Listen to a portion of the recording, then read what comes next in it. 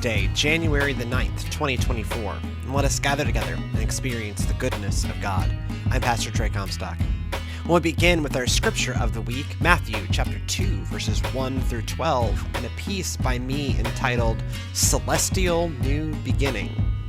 Then Pastor Emily and I will talk scripture, and more specifically, what it means to see the Magi as people. But first, a reading from Matthew chapter 2, verses 1 through 12. In the time of King Herod, after Jesus was born in Bethlehem of Judea, wise men from the east came to Jerusalem, asking, "Where is the child who has been born King of the Jews?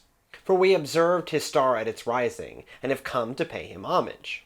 When Herod heard this, he was frightened, and all of Jerusalem with him. And calling together all the chief priests and scribes of the people, he inquired of them where the Messiah was to be born. They told him, "In Bethlehem of Judea, for as it has been written by the prophet, 'And you, Bethlehem, in the land of Judah, are by no means least among the rulers of Judah.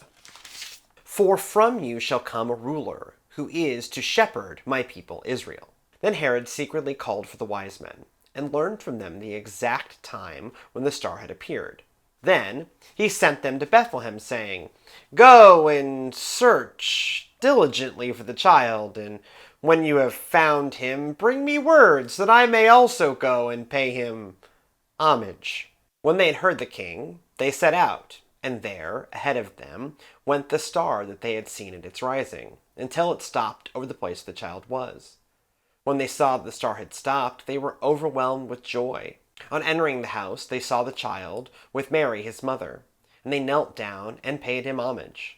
Then, opening their treasure chests, they offered him gifts of gold, frankincense, and myrrh. And having been warned in a dream not to return to Herod, they left for their own country by another road. From my youth, I trained to watch the stars. The elders told me that the stars contained infinite mysteries in their shifting positions, that one could unlock the secrets of our world through careful and diligent observation. I believed them then, and I still do. However, they left out the part where not much ever changes. Night after night, month after month, year after year, you do see changes. The same changes. We watch an endless cycle play out again and again. You watch in case something changes, but in my experience, it doesn't. Why did I listen to the elders? I rose from my rest at sunset, prepared for another night of the same. I trekked up the hill of observation, checked my scrolls, sharpened my quill, refilled my inkpot. As the sun sank below the horizon, I saw my brethren doing the same. The nightly dance moved with its predictable rhythm. With the last gasp of sunlight, our eyes turned skyward, as if in unison, quills at the ready, to do our duty. Muscle memory took over, freeing my mind to wander. I had made so many similar observations that my eye and my hand took the notes. I pondered deeper things. The coming morning meal, whether my betrothed would be working in her family's shop as I walked past, the growing hole in my formal cloak that I was running out of options to hide. I finished a notation and briefly zoned back into proceedings. I looked at my work and, for the 1,000th time, chided myself for not paying attention. I had accidentally added a heavenly body that didn't exist. No star that bright existed in that part of the sky. I pondered how to correct the error without the chief Magi noticing. Usually my errors were minor, slightly wrong angles, or a mislabeling or two. A new star right in the middle of my notations proved harder to cover up. Just as I decided to stage a mishap involving the nearby torch, I noticed something else. The nightly dance had stopped dead. No one sat on their stools. No one held their quills. Our generations-long silent reverie shattered by joyous singing. I too looked again at the sky. I too rose from my stool. I too dropped my quill. I too rushed over to dance and sing with my brothers. I hadn't made a mistake. A new star had joined the pantheon of the sky, opening up a whole new world of possibility. That day, no one slept. We barely left the hill. We waited with anticipation for sunset and another view of the star. As the sun took its nightly rest, another shout of joy escaped our lips. Not only did the new star rise again, it had moved. All stars move, but in predictable, regular increments and directions. We know them well. Too well. This one had moved 10 times that amount, and in a peculiar direction. The next night, we saw the same thing. The new star, a huge shift across the sky, heading away from the other stars. What could it mean? After a week of the new star and its extraordinary progress, our joy and excitement had not decreased, but a new idea had taken hold. We should follow the star. One of the more learned brethren, who had not slept through his lessons on our texts, declared that this kind of star, moving in this kind of way, could only mean a divine king had been born. We must go and pay that king homage, wherever he may be. Immediately, we began to prepare an expedition to follow the star and seek the king. The elders began seeking volunteers to make the journey. It could be long and dangerous. No one knew where it would lead. Our attendants filled carts with gifts and supplies. The volunteers began saying goodbye to their loved ones, not knowing when or if they'd return. A new thought crept into my head. I should go and seek the king. I'd never had a feeling like this. Normally I sought to do the least work possible and still get to call myself a Magi. I pushed it from my mind. The swirling excitement had caught up with me. I attended the send-off blessing for the volunteers with everyone else. We prayed for their safety. We waved incense over every inch of them, their carts, their supplies, and their gifts. At the conclusion of the service, as they bravely set forth, the chief Magi turned to me and said, "You should get going, or they will leave you behind."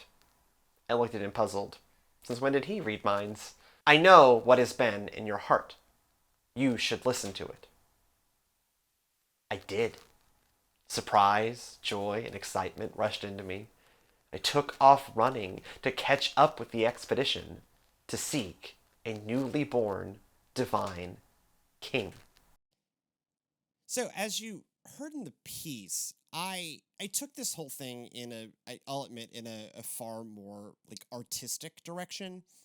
I When I preached the sermon on it, it went a more expected direction of, hey, um, this, let's think about that we are Gentiles.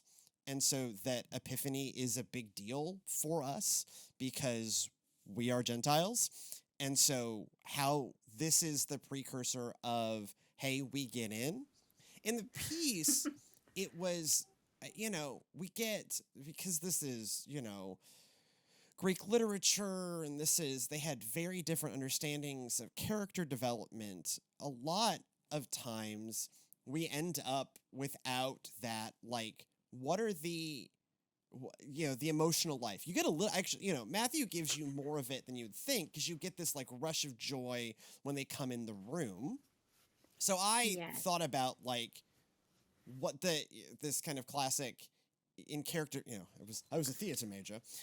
In character development, you think about the moment before, right? I Uh, I like it when you do this, because you did this for the parting of the Red I Sea did, as yes, well, yeah, and it yeah, really did help me as I was listening to your piece, kind of delve into that mentality of to get in character, to yeah. dive into the mentality of the Magi, to see what it was they might have been feeling or thinking or anticipating, or just really, it helps drive it home for those of us who were not theater majors, who have not had practice getting into character that way, but to have just a new perspective Yeah, from their point of view. because this is like when you are preparing a scene that the audience hasn't seen before.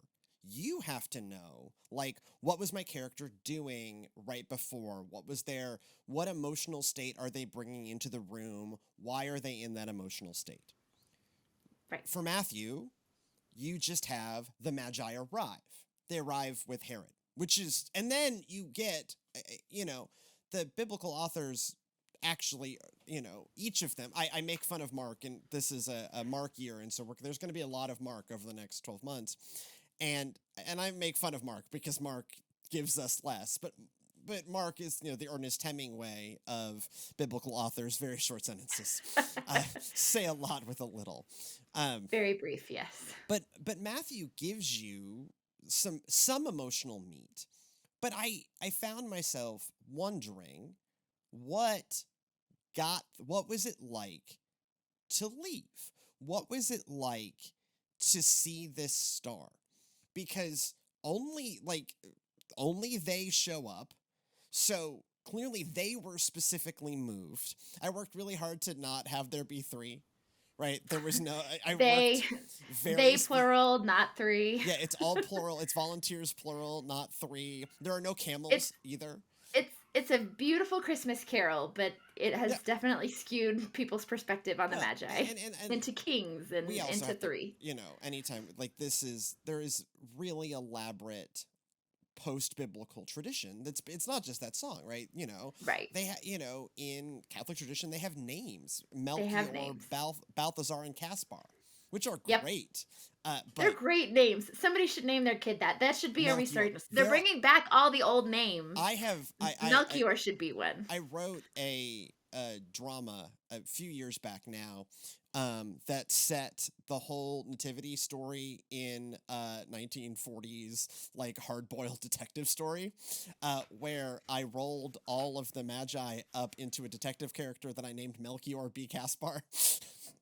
Which was just fabulous. Great, like, and I because I write these things, then I get to pick the character, and so I played Melchior B. Caspar, and I'll tell you, like, that's a great name for a character. There are not enough 3-year-olds named Melchior.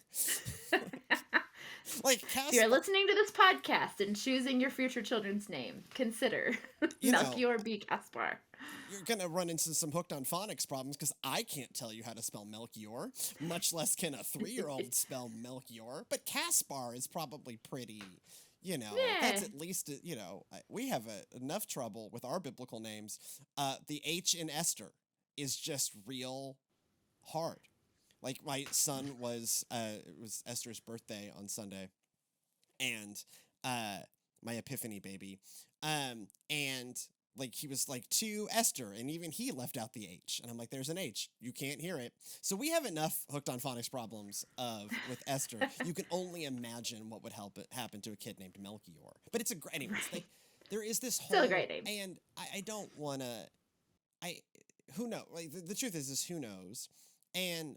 The truth is even I here treat them as characters, not just as historic figures. And so that we've given them names, and we've added a camel or two, and we've made it 3. None of that really changes the message here. It just makes these people more relatable in one way. Right. And what I did is just try to make them more relatable in another way. Because I made up the details. I have zero.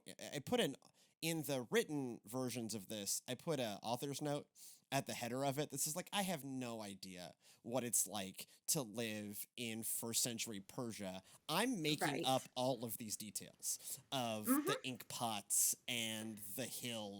Because, maybe it was a temple, maybe it was a hill. These are the people that invented the ziggurat. Maybe it's a ziggurat. I don't know. I'm just making it up to give. Speaking of other great words that need to make a comeback, the ziggurat. Ziggurat, yes. Why do we call them pyramids when ziggurat is right there? Right. And so I have no idea. I made up all of those incidental details to just make this person feel like a fleshed out human living in a fleshed out world. But to give a perspective of that emotion behind, what is it like to leave everything to follow literally a celestial body that you have just discovered in the sky? And then to leave all the things that you know behind. And I did the other thing that I realize a lot of because I've been writing like Christian drama and Bible-based. I've been writing it since college is when I started. And I realized that I did with this the same thing I've been doing my whole kind of writing career is I have this stock character and his name is Steve. And Steve, and for a long time there was like a whole plot of Steve's life, and when I would come, a lot of my dramas are like have been custom built for whatever the theme of the worship service is or whatever the pastor wanted, and so like I would fit Steve in, and we would develop a new part of Steve's story. What's interesting is I realized now Steve is a Magi, so my stock character Steve is meant to be an everyman and is meant to be the guy that starts out not getting it.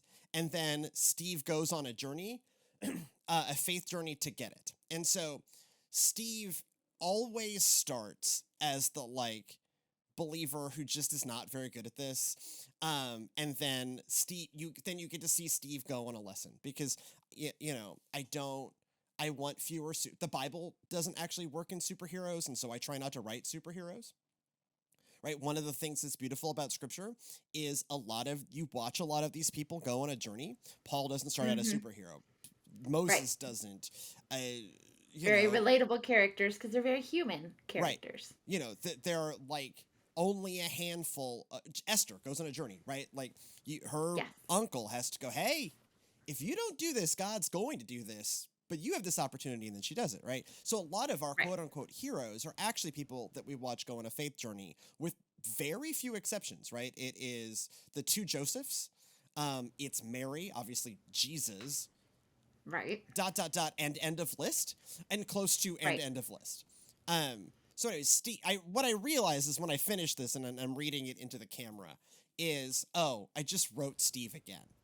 This is, what is Steve? Steve Furcall. Steve Furcall. I gave him a last name. He has a whole elaborate, there was an arc from 2005 to 2011 where I was writing multiple Steve. I was playing Steve multiple times a year. And what I realized only in retrospect is that what I did is I wrote Steve again, because part of it is I think it's helpful when we externalize these processes that we watch them go on a journey, right? To me, it's not that interesting if we get the Magi that is just the really good Magi and then he's stoked, right? That's just one emotion. And he just already knows, and he already anticipates, and he already knows what to expect when he shows up in the house and follows the star. Yeah, that's not as exciting as the one that has gone on a journey that you wrote. And that it is, and partly, you want to work in some comedy, right? He thinks he's screwed up, and so he's going to set torch the paper, fire. And then he's going to burn to it cover up his mistake. So all of this was, I wanted to add to the emotional weight that is already the emotional weight for these Magi that is already a little bit weirdly already in Matthew, whatever it is, verse 10 or 11, that is when they came, when the star stopped and they came, this rush of joy, and they go in and they, pay him homage, and it's great. Again, how did they get here? What was it, with a kind of, modern, theatrical writing technique, how can we give them even more of an internal life, which was just less of a thing in Greek writing. It also, in my mind, de-aged the wise men, the Magi, because you're used to seeing the picture of three old guys with crowns on their heads. Yeah, but they traveled 1,000 miles, more than 1,000 miles in the first century. Probably not gray beards. So probably, I did that intentionally Could too. Be, but there were the elders and then there were the volunteers. That's a total supposition, but it's a supposition based on the fact that this is an incredibly, all travel in that time was an incredibly arduous journey. Mm-hmm. This would have been across desert. I'm kind of looking at the, desert and mountain. And with expensive treasures, and the roads were not safe. I mean, there were all sorts of perils along this journey that they took. Right. And, the parable of the Good Samaritan of highway jacking on the Jericho Road, or whatever, it's just, that's realistic. That was just very realistic. Yeah. Same road happened. That Mary and Joseph go down, right? Because Nazareth is a suburb of that. That's one of those like little details of that is the journey that Mary and Joseph go down from Nazareth to Bethlehem. We call it that, but both Nazareth and Bethlehem are suburbs. Nazareth is a suburb of Jericho, and Bethlehem is these are not words that they have, but they're right. Suburb of Jericho, big city; Nazareth, small city; Jerusalem, religious capital; Bethlehem, small city of David, 5 miles outside. Just outside of. Right. Mm-hmm. So, anyways, travel was difficult, dangerous. Right. Travel is. Having just traveled 1,000 miles via car in the modern world in the past week and a half, I'll tell you, travel in the modern era is far from easy. But it's a joke compared to what they had to go through. So again, we always picture everyone as super gray, but that's an artistic thing from generations before that portrayed their seriousness, not their age. Right. Why is Peter always portrayed as super old? Well, he couldn't have been, right? His father, at the opening of the story, his father is living. Right. Right? The sons of Zebedee, right? Like, his father is living. He's taken over the family business. The family business is fishing. And this is not like old men sit on... this is giant nets and like you're standing mostly naked in a boat, like pulling in giant nets full of fish. It's incredibly physical. No one lived all that long in those days. And so, we give him a gray beard. He may not even have lived into old age. It's really difficult to know. The timeline of Acts just gets real strange. Right. You don't know how old these guys lived to, but we give Peter a gray beard because he's serious, not because he's important, because he's a senior figure, not because he was actually old. Not because he's actually elderly. Right. And so same with the wise guys is this is like a class of priests, and we have no idea how old they are. We just imagine old because that's all the art. And so, and maybe they're old guy. I kind of put it with our one, our Steve, the Magi Steve the Magi. Or Melchior B. Caspar. Melchior B. Caspar. The character of Steve. In the character of Steve, I made him, like old enough, have done this long enough to, he's in his 30s, right? Like long enough that he's, kind of burned out on it, but, not so old that he's like married and settled down, right? Like he has in a betrothed in a, right. He also, slept through a lot of, he's old, he's young enough that he has maybe not taken full responsibility for himself. Yeah. So, he's, the 20s, 30s. Relatable. He's relatable. But to give it that, to also help us situate in some ways, although all the details are made up, to make these people real, right? And then to recognize ourselves in these people because these people are us, because this is the Gentile introduction into what will become the Christianity movement. This is our introduction to Christ. Yeah. And that's where the pieces that don't come into the piece that did come into the sermon come into play, right? So these are not just any Gentiles, right? So we are in Persia, aka the territory that was Babylon. So these are the people, these are representatives of the people who knocked down the temple last time. Yep. Right? These are representative of the people who inherit the empire that carried God's people into exile last time. Yes. And as Matthew's writing this down, he knows the temple in Jerusalem has been knocked down again by the Romans.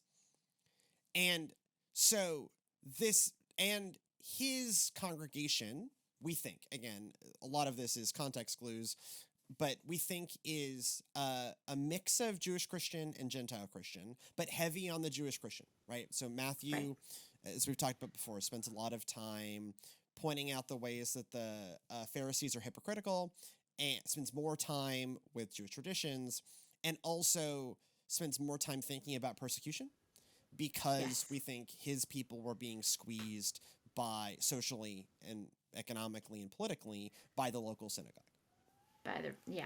And so Matthew is part of why this is in Matthew. So why is the story about Jewish shepherds in Luke and the story about Gentile Magi in Matthew when their audiences are flipped?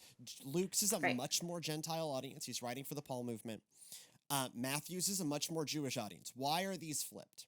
I think for Luke, the shepherds are there, as I've talked about before, like situated in very normal people, like not the rich and powerful. Like Luke is, part of why I love him is he focuses on this is not a term that he would have, but the social justice, the Sermon on the Plain is blessed are the poor, not blessed are the poor at heart or poor in spirit in the Sermon on the Mount. It's just blessed are the poor. So I think that's where the shepherds are. I think to me, in thinking through, like, what are the Magi do? Why does Matthew report the Magi? Why is that really important to Matthew? I think it is to show his congregation here, even at the start, that some of the folks that should be excited about this are going to disappoint you. And the most surprising people possible are also going to surprise you by being stoked about this. The people who there's no reason why Melchior B. Caspar should be stoked about the arrival of the King of the Jews, and yet here they are. They've trekked 1,000 miles and kneel and having this huge religious experience. They're stoked. Right.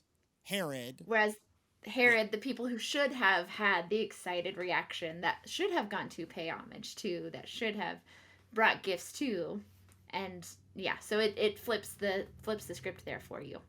Sure. And so I think that is textually that's what's happening in the text, right? We get Herod, with his mob boss line, "Let me know where the child is, and I will go and pay him homage." Sure. Right, yeah, okay. Sure, you will. Sure you will. And so there's that part. And on the flip side, it is on the flip side, there is Melchior B. Caspar. And also, you got to realize it's not just Herod, right? All of Jerusalem, it's not a positive emotional world. Like, Herod's freaked out, and all of Jerusalem with him. I read that, again, this is reading into the text, but I read that as a metonymy for the temple hierarchy, not the average citizen of Jerusalem. Right. But the scribes come back with the prophetic lines. I think that one's the Malachi prophecy. It doesn't matter. I think that's the one piece of this, is that it's in Malachi or Micah, one of the M's. But none of them are stoked, and they should be, right? These are the most educated. These are the people who should be anticipating exactly this moment. Like, this is the thing that the it's not like they didn't get to notice the star either. Like, there's things happening. Like, word has spread. Shepherds have told you. They should be excited now. But they didn't. Instead, they're not. And not only that, I mean, you jump to one verse after this is, not only is Herod gonna go pay him homage, Herod then kills a lot of people to try and get at Jesus, right? To try to get rid of him. Herod is so freaked out by this, he indiscriminately kills his own people. Yes. To try and, the death of the innocents is Herod thinks a rival is here that is divinely appointed, and then kills a bunch of babies so that he can maybe ferret out and kill this rival some Game of Thrones stuff, right? Right. Awful. Awful. And Herod should be stoked. And Yes. the temple hierarchy should be stoked. And instead, who's stoked is these Magi, these astrologers, these people who don't representatives even of- practice that religion. Yes. Right. Practitioners of leaders of a different religion, and representatives of the people who knocked over the temple the last time. Right. Like, this is the huge shift that's happening. This is flipping the script for sure. So I heard a great sermon one time about, like, this is where everything changes. This is where, obviously, this is where Gentiles are included, but this is where we should realize that nothing is going to be the same again. And something that, when I was listening to that sermon, it was a long, long time ago, but it always stuck with me, was just one of those Epiphany Sunday things. They said, okay, so the wise men went home by a different route, because they were warned in a dream, right, not to go back and tell Herod. And so go home by a different route today. Like, as you are leaving church today, drive a different way. Go a different route than your normal route, and recognize that we are to be different now. Because of this, because of our inclusion into this story, right, we get to be different now. And so recognize that transformation by doing a physical thing differently today. Go home by a different route. And so every Epiphany Sunday, I've always gone home. I've always driven home by a different route, or gone on an errand, or done something different, just to remember, like, the significance of the Magi, the significance of their participation in this story, the fact that they are included now, the fact that we are included now, right, as Gentiles. So that's always been a fun thing that's stuck in my brain with Epiphany. So now it can be stuck in your brain too. Yeah. No, that's awesome. It can become your new Epiphany tradition. Drive home differently. Drive home differently, because this is, both Matthew and Luke do this in their own ways, showing, they're writing with the end in mind. And already we're seeing that this is a massive shift in the expected way by which God, the faith, all of this works. Like, this is not how it is supposed to work, but this is, quote unquote, right, or how you would expect it to work. And so this is the big, here in chapter 2 is the world flipped completely upside down, right? One of my favorite sermon series. I wrote my own version, but I did not originate this title. That is the Upside Down Kingdom, right? And this one specifically looks at a later part of Matthew, looks at the Sermon on the Mount, that it is this upside down kingdom. But even here, this is the upside down kingdom, where the theoretical keepers of the flame, right? If you really break down the height of Second Temple theology, it is, from what I understand it, like, God sits on the throne. That the whole thing is, and God sits on the throne in the temple, and therefore the keepers of the temple really are the keepers of the Holy of Holies, friends. And here they utterly fail.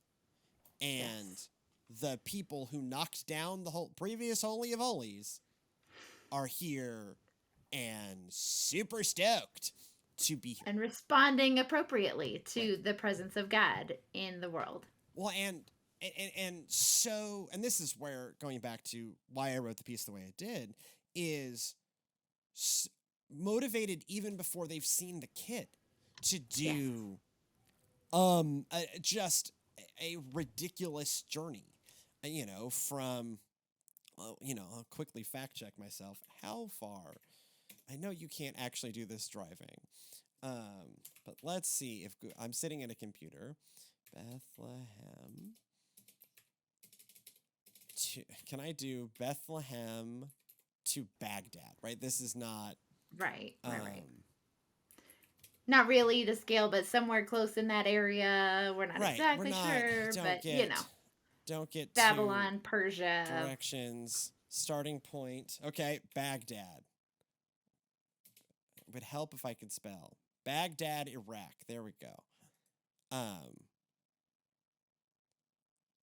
Okay, yeah, it is Okay, so not 1,000 miles, 1,000 kilometers. Still, at a walking pace that is walking pace with modern nutrition, that is still month and a half.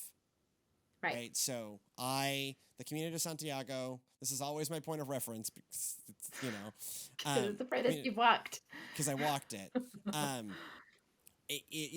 Camino de Santiago is 700, at least at the time, was 729 kilometers, and it took me 29 days of walking.